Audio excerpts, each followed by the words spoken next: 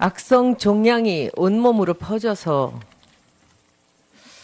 더 이상 회생 가능성이 없는 이 박근혜 정부의 국정농단은 2014년 8월에 국민에게 노출이 되었습니다.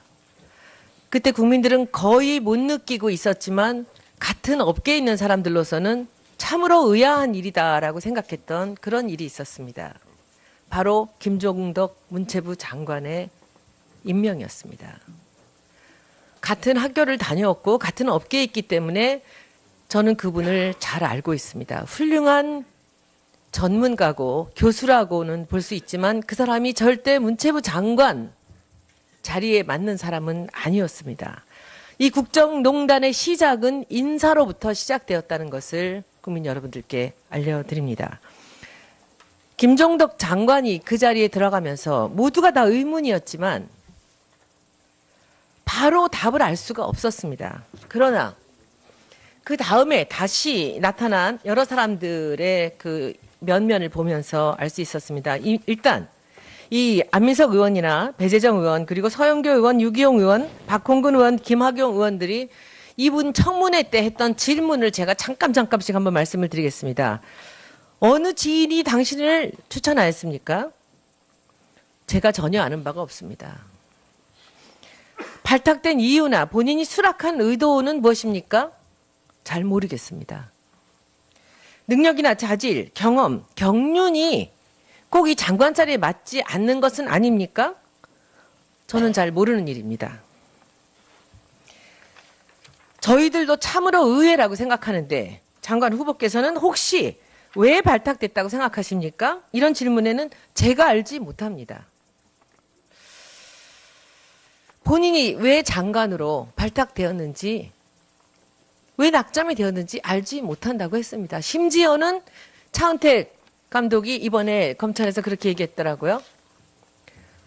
저도 사람을 추천할 때마다 그 사람이 덜컥 장관이 되는 걸 보고 놀랐다. 조윤선 장관께 묻겠습니다.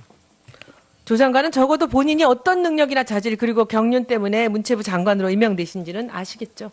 대통령께서 말씀을 해주셨습니다. 본인이 아셨냐고요? 네? 본인의 자질이 문체부 장관에 맞을 거라는 생각이 있으셨으니 기쁘게 그 자리를 받지 않으셨겠습니까? 저는 제가 이 자리에 맞는다는 생각보다는 이 자리에서 일할 수 있는 기회가 주어지면. 알겠습니다. 그러면 혹시 어떤 지인이 추천하셨습니까? 저는 대통령께서 저를 수년간. 대통령이 추천하셨군요. 그렇게 알겠습니다. 두 번째, 장관이 들어오고 나서 송성각이라는 제일기획 출신 이 디자이너가 콘텐츠진흥원 원장이 됩니다. 제일기획을 사임하고도 한참 세월이 지난 후입니다.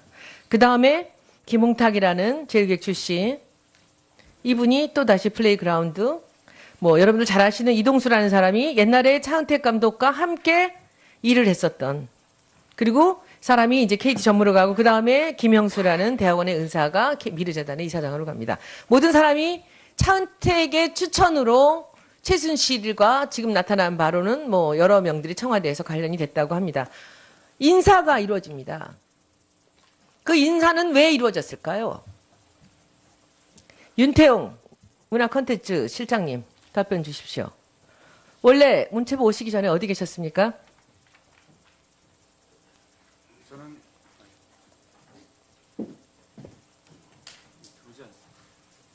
기획재정부에 근무했습니다. 언제 문화부로 오셨습니까? 2014년 10월에 왔습니다. 그렇죠. 시간이 딱 맞네요. 장관 오시고.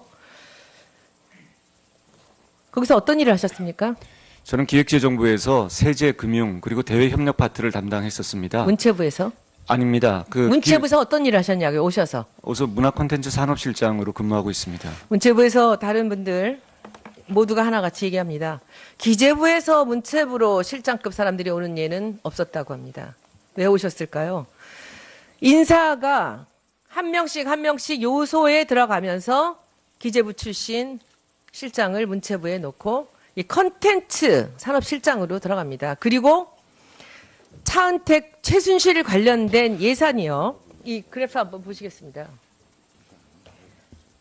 장관이 들어가기 전, 송성각 콘텐츠진흥원장이 들어가기 전 2013년에 2억이었던 예산이 2014년에 3억이었던 예산이 2015년에 865억이 되고 2016년에 1,900억이 됩니다. 그리고 올해 3,000억이 올라왔습니다.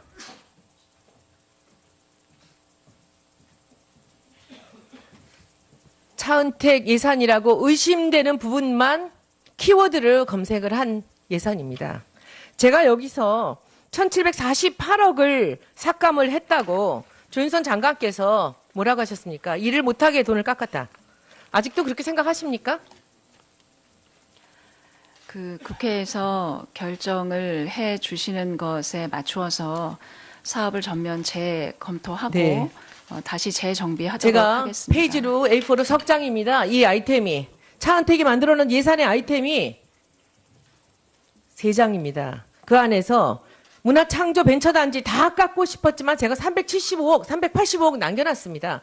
그리고 제가 가봤습니다. 왜 남겨놨느냐. 거기에 학생들이랑 벤처단지들이 들어왔다고 해서 이 사람들이 일을 하는데 이 사람들의 돈, 이 일할 자리를 뺏으면 안 된다고 해서 제가 3번을 가봤습니다. 몇몇 일하고 텅텅 비어 있습니다. 내년 예산에 385억이 이 사람들한테 들어갈 겁니다. 그래도 제가 이 예산은 남겼습니다. 왜냐하면 혹시라도 새로운 사업에 투입되어야 할 인재들이 일할 자리를 잃으면 안 되기 때문에 375억은요. 한 60, 70명의 직원들이 일하는 중소기업의 예산입니다. 나라 돈 이렇게 쓰시면 안 됩니다. 문화부 예산 이렇게 쓰시면 안 됩니다. 다음번 질의 계속하겠습니다.